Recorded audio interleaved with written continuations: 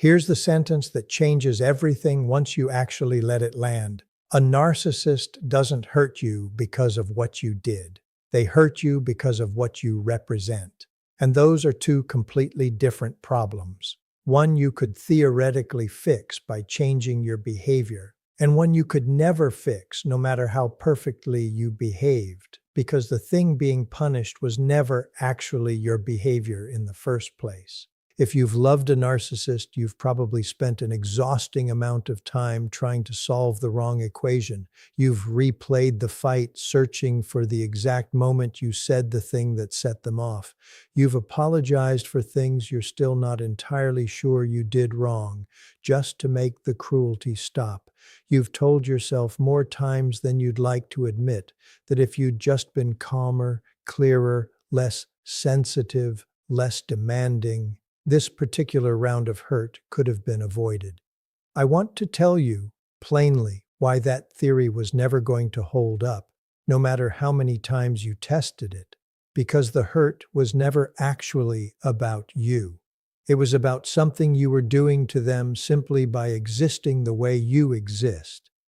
Let's start with the actual mechanism, because once you see it clearly, you'll never unsee it again. A narcissist's sense of self is not built the way most people's is. From a stable internal foundation that exists whether or not anyone is watching, theirs is built entirely from the outside in, dependent on a constant stream of external validation, to know, moment to moment, that they matter, that they're powerful, that they're not the small, unworthy thing some old wound convinced them they secretly are. This means every person close to a narcissist is, whether they signed up for it or not, cast into a specific function: mirror, audience, source of proof. And this is where the danger actually begins, because a mirror can do two very different things. It can reflect back exactly what the narcissist needs to see, or it can reflect back something true. You, specifically, an empath, someone who feels deeply, who perceives accurately, who has almost certainly caught the gap between what they said and what was actually happening more times than you can count, are structurally incapable of only ever showing them the flattering version, not because you're trying to expose them, because your nervous system is built to register incongruence, and once you've registered it, some part of you, however carefully managed, however diplomatically expressed, reflects that discrepancy back. And a reflection that doesn't match the story a narcissist needs to believe about themselves isn't experienced by them as information. It's experienced as an attack. This is the first piece of the answer to why they want to hurt you. Your accuracy is a threat, not your cruelty, because you were probably never cruel. Not your anger, because you likely bit your tongue more times than was healthy for you. Your accuracy, the simple devastating fact that you see them clearly, more clearly than they've ever fully allowed themselves to be seen, including by themselves. And there is almost nothing more dangerous to a narcissist's fragile architecture than someone who sees the gap between the performance and the person, and doesn't fully pretend not to notice. Here's the second piece, and it's the one that explains why the hurt often escalates, specifically in moments when you'd expect tenderness instead. After you've been vulnerable with them, after you've shown love in a particularly generous or unguarded way, after a moment that should have brought the two of you closer. This isn't a coincidence, and it isn't cruelty for its own sake, even though it certainly feels that way when you're on the receiving end of it. Vulnerability from you, ironically, often triggers the sharpest cruelty from them, because your openness reminds them, on some level they will never articulate, of a capacity for genuine intimacy they don't trust themselves to sustain. Watching you be fully open, fully present, fully unguarded is, in a strange and painful way, a mirror held up to their own inability to do the same.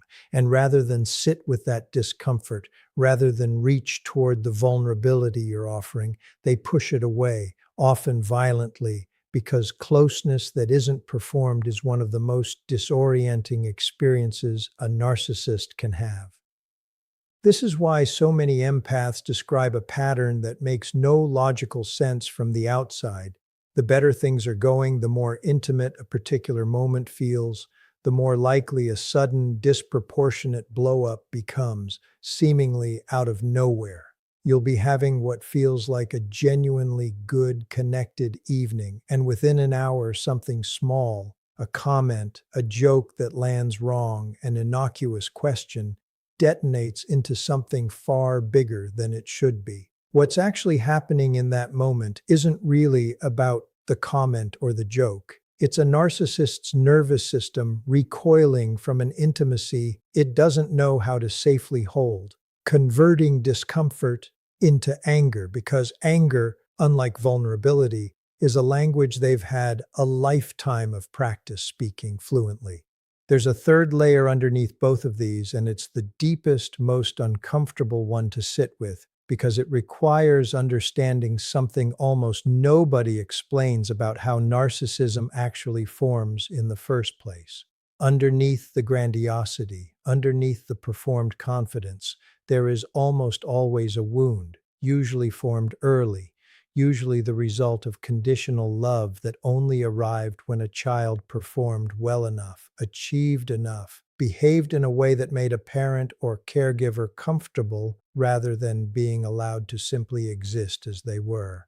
That wound teaches a very specific, very corrosive lesson that being loved and being truly seen are mutually exclusive, that the real self, unfiltered and unmanaged, is not safe to reveal, because revealing it risks the one thing that felt like survival: approval, attention, being kept close by the people whose love determined whether the child felt secure at all. This wound doesn't heal on its own. It calcifies into an entire adult personality organized around never letting anyone close enough to test whether the original fear was true. And then someone like you comes along, an empath, someone whose entire gift is the ability to see people fully, including the parts they hide. And without meaning to, without ever intending harm, you become the single greatest threat to a defense system that has spent decades protecting a wound so old the narcissist has largely forgotten its original shape. And loving someone accurately, it turns out, is one of the most destabilizing things you can do to a person whose entire survival strategy depends on never being fully known. This is where the hurt stops being occasional and starts becoming systemic. Not a series of isolated bad moments, but a pattern with an internal logic that, once you understand it, explains almost everything that felt confusing or contradictory while you were living inside it. Here's the part almost nobody names clearly enough. The cruelty isn't random, even when it feels that way in the moment. It tends to intensify in direct proportion to how close you get to the truth, not necessarily a specific secret or lie, but the deeper, more general truth of who they actually are underneath the performance. Notice something real about their behavior, name a pattern accurately, hold up a mirror they didn't ask for, and watch how quickly warmth curdles into something colder. This isn't coincidence. It's a defense mechanism activating exactly the way it's designed to, punishing the exact behavior, your clarity, that threatens the story they need everyone, including themselves, to keep believing. This is why so many empaths describe feeling like they're being punished specifically for their most perceptive moments, the ones where they finally, calmly, without malice, said something true. I've noticed you tend to do this when you feel embarrassed. It seems like you get defensive right when I bring up something you might have done wrong. These observations aren't accusations. They're often delivered gently, with genuine care, in the hope of opening a real conversation. And yet they frequently produce some of the sharpest retaliation in the entire relationship. disproportionate to anything actually said, because what's being punished isn't the content of the observation. It's the fact that you saw it at all. This dynamic explains something else that confuses people trying to understand narcissistic cruelty from the outside. Why it so often targets exactly the things you're proudest of, most confident in, most secure about in yourself. Your intelligence gets mocked. Your career gets undermined with backhanded comments. Your relationships with friends and family get subtly, persistently criticized. This isn't random cruelty either. A narcissist, consciously or not, is often drawn to attacking precisely the areas where your stability lives, because a stable, secure part of you is a part they cannot control through the usual mechanisms of doubt and dependency. If your career gives you confidence that doesn't route through them, that confidence is a leak in the system, a place where your sense of worth exists independently of their approval. And leaks, in a system built entirely around maintaining control, get patched, usually through erosion rather than direct confrontation. 1,000 small comments accumulating into genuine self-doubt over time. Here's the piece that reframes almost everything, though, the one worth sitting with for as long as it takes to actually believe it. None of this, not the cruelty targeted at your confidence, not the blow-ups after moments of intimacy, not the punishment disguised as playful teasing or just being honest, was ever actually about your flaws. It was about your strengths. Every part of you they attacked was a part of you that worked, that stood on its own, that didn't depend on their validation to exist. A narcissist doesn't typically go after what's actually broken in a partner because broken things are already easy to control. They go after what's whole because wholeness is the one thing their entire strategy has no answer for. This is also why the hurt often escalates specifically at the moments you started building a life outside the relationship. New friendships, career growth, a renewed closeness with family, therapy that was actually helping. If you've ever noticed that your best, most stable periods somehow coincided with your most difficult periods in the relationship, this is why. Your growth wasn't a coincidence they happened to react badly to. It was a direct threat to the central mechanism keeping the relationship running, because a partner with genuine external sources of stability is a partner who needs the narcissist less, and needing them less means being more capable of eventually leaving. I want to be honest about something uncomfortable here because I think it matters more than any single insight in this story. Understanding all of this doesn't make it hurt less in the moment it's happening. Knowing that the cruelty is a defense mechanism rather than a verdict on your worth is intellectually true and emotionally very hard to access in real time, especially when you're standing in the middle of it, freshly wounded by something that felt, in the moment, deeply personal. This isn't a framework meant to make the pain disappear instantly. It's meant to do something slower and ultimately more useful, to stop you from spending years of your life trying to solve a problem that was never actually about you, chasing a version of yourself small enough, careful enough, quiet enough to finally stop triggering a wound that has nothing to do with your behavior at all.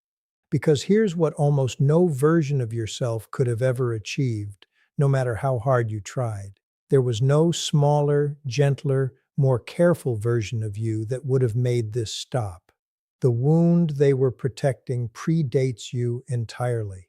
It was there long before you arrived, and it will still be there, unresolved, long after you're gone, waiting to be triggered by the next person who loves accurately enough to see past the performance. You were never the cause. You were simply, tragically, standing close enough to be the one who kept catching the blast radius. And once you understand that you were never the cause, something else becomes possible. Not instantly, Not easily, but eventually, with enough time and enough distance to actually let the truth settle instead of just intellectually agreeing with it. You stop asking the question that kept you trapped for so long. What could I have done differently? And you start asking the only question that was ever actually useful: what do I do now, knowing what I know?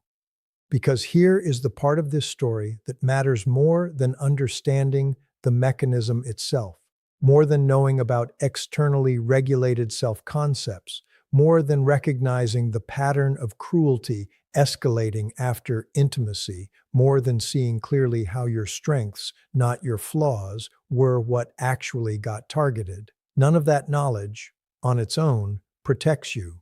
Understanding why someone hurts you is not the same as being safe from them.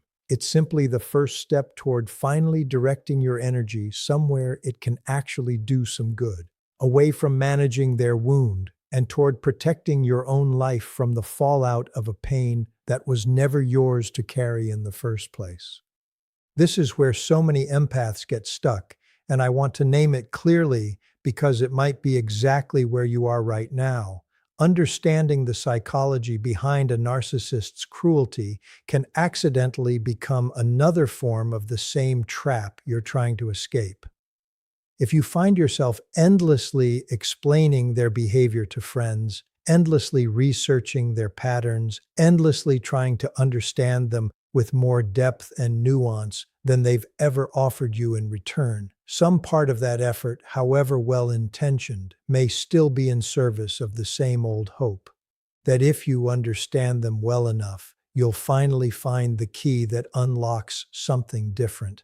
I need to be honest with you about this because it's a kindness, not a cruelty. Understanding a narcissist completely does not give you the power to fix them. It only gives you the clarity to finally stop trying. Here's what that clarity actually makes possible. Once you let it do its real work, instead of using it as one more tool for managing the relationship, you stop absorbing their cruelty as information about your worth, because you finally understand it was never that kind of information to begin with.